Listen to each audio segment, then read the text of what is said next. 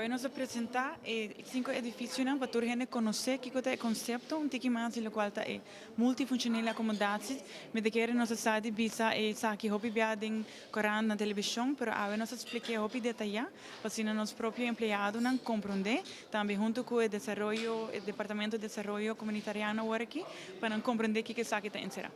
Então, assim, com a nós de multifuncional acomodados, cada edifício também tem seu manager e seu assistant manager, e nós também estamos mais cerca do bairro, que nós também temos mais feedback e perguntas e preocupações dos habitantes de forma aqui, para trazer informação aqui back, para junto com minha pessoa e curut, nós trabalhamos o projeto social e também aqui que é necessidade real do bairro, sobre uma vez que vai trabalhar em a parte social, vamos dizer também que é necessidade e que é de verdade, da preocupação de bairro.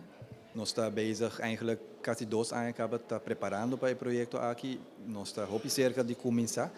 Me querer para aqui 1 ou 2 semanas nós estamos com a primeira pedra para a MFA Qualta Norte. Depois nós seguimos com Savaneta e com Paradeira e depois seguimos também com Santa Cruz com San Nicolás.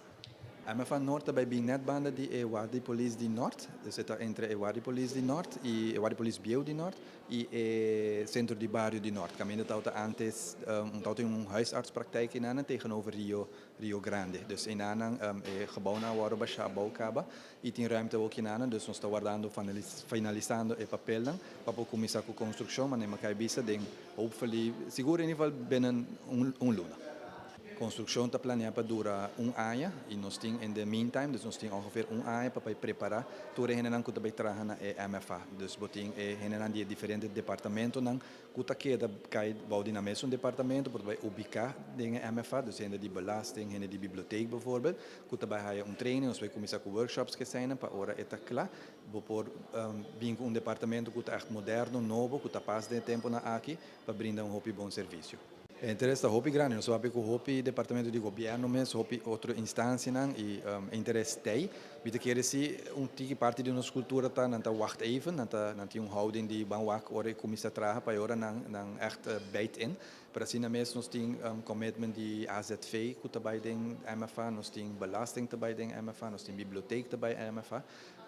E tem uma ruimte abrir que nós mesmos sinta com diferentes outras instâncias of bedrijven para wak para hinkanan e descosto dan kuta of bedrijven dan kuta pas dingen meta kun nos timpa com a MFA.